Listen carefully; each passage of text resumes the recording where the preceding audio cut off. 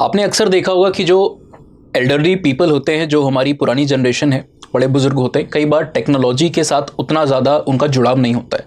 छोटी छोटी चीज़ें जो एक नई जनरेशन के युवा पीढ़ी के सदस्य के लिए, किसी बच्चे के लिए काफ़ी आसान होता है समझना करना, उन सारी चीज़ों में काफ़ी प्रॉब्लम देखने को मिलती है बड़े बुजुर्गों को, है ना।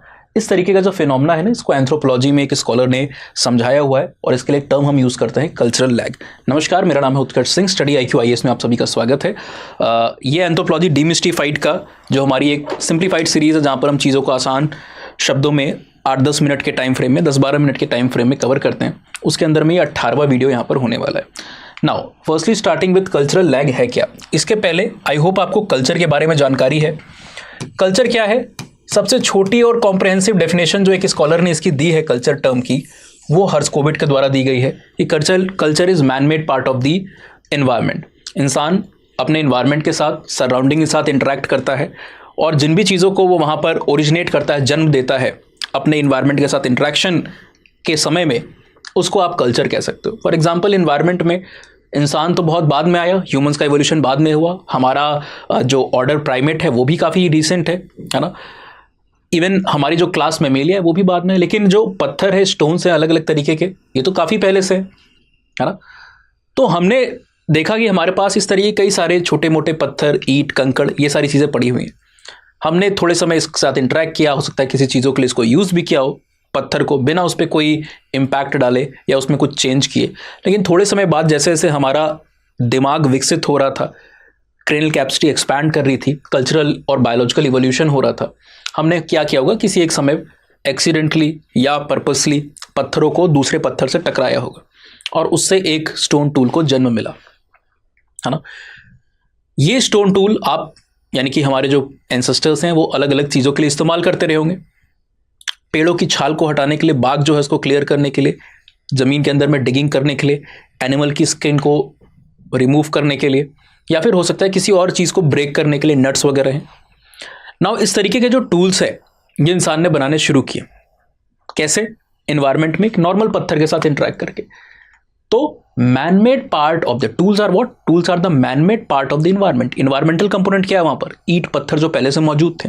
इंसान ने अपनी नॉलेज, कुछ एफर्ट्स पत्थर के ऊपर लगाए, उससे एक स्टोन टूल बना, है ना। तो ऐसे ही कल्चर जन्म लेता है जब इंसान एनवायरनमेंट के साथ इंटरेक्ट करता है। नदियाँ, झरने, तालाब, पेड़ पौधे पहले से थे। हमने अपनी नॉलेज, अपने बिलीफ और अपने आइडियाज उसके साथ जब जोड़े, इंटीग्रेट किए, तो कई बार धर्मों का जन्म होता है ना। नदियाँ हैं कई सारे देशों में, कई सारी ट्राइबल्स के बीच में भी, मेनलैंड सोसाइटी के बीच में भी नदियाँ हमारे लिए कई बार माता स्वरूप हैं।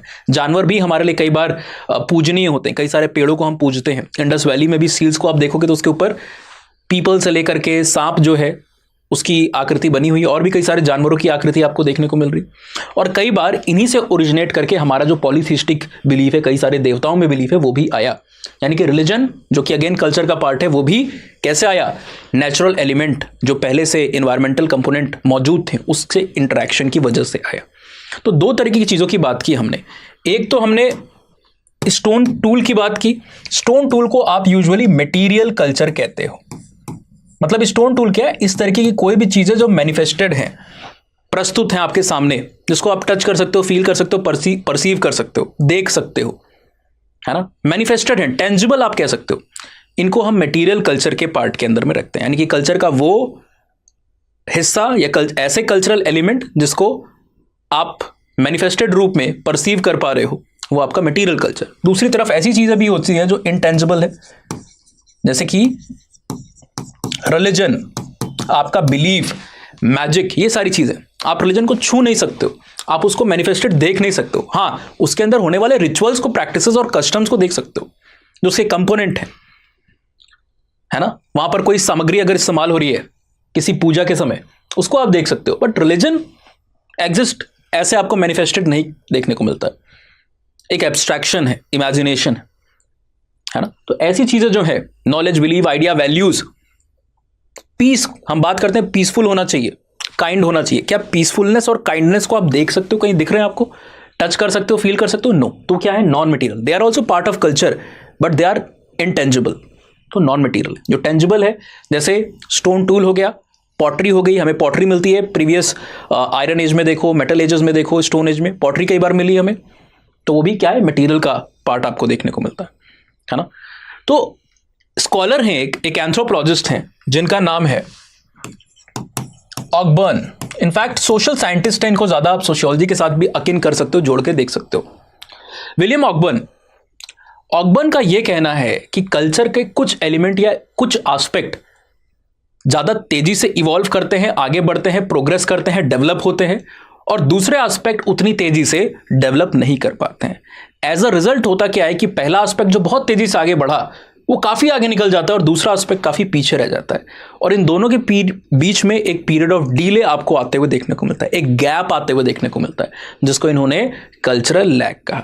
तो ऑकबर्न डिफाइन करते हैं कल्चर लैग को as a period of delay या फिर maladjustment between the material and the non material culture. तो तेजी से कौन डेवलप होगा, जाहिर सी बात है कि टूल टेक्नोलॉजी जो होती है ना, साधन संसाधन, इंस्ट्रूमेंट, एपरेटस, गैजेट्स, ये सारी जो चीजें हैं ये बड़ी तेजी से आपकी आगे की दिशा में बढ़ती जाती है, बड़ी तेजी से आपकी आगे की दिशा में बढ़ती जाती है, ठीक है। जबकि हो सकता है जो आपका दूसरा कंपोनेंट है, यानी कि नॉन मटेरियल कंपोनेंट, वो उतनी तेजी से आगे ना बढ़ रहा हो, ठीक है, वो उतनी तेजी से आगे आपको ना बढ़ता हुआ देखने को मिले, या फिर थोड़ा सा इसको हम और टेक्निकली थोड़ा करेक्ट कर सकते हैं।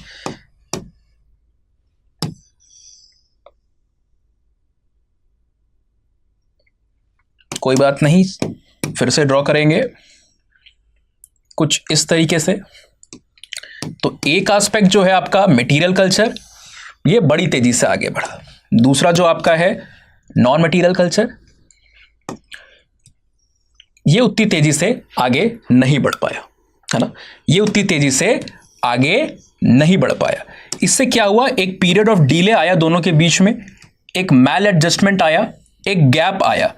ये जो गैप यहां पर क्रिएट हुआ, ये जो डिफरेंस इसके बीच में आया, इस पीरियड ऑफ डिले या पीरियड ऑफ मैल एडजस्टमेंट को, जिसको ये गैप दिखा रहा है, इसको हम क्या बोलते हैं, या हम क्या बोले, ऑकबर्न साहब क्या बोलते हैं, कल्चरल लैग।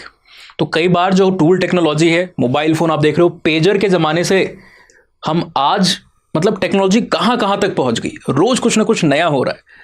फोन के अंदर में आपकी पूरी दुनिया से मट करके रह गई।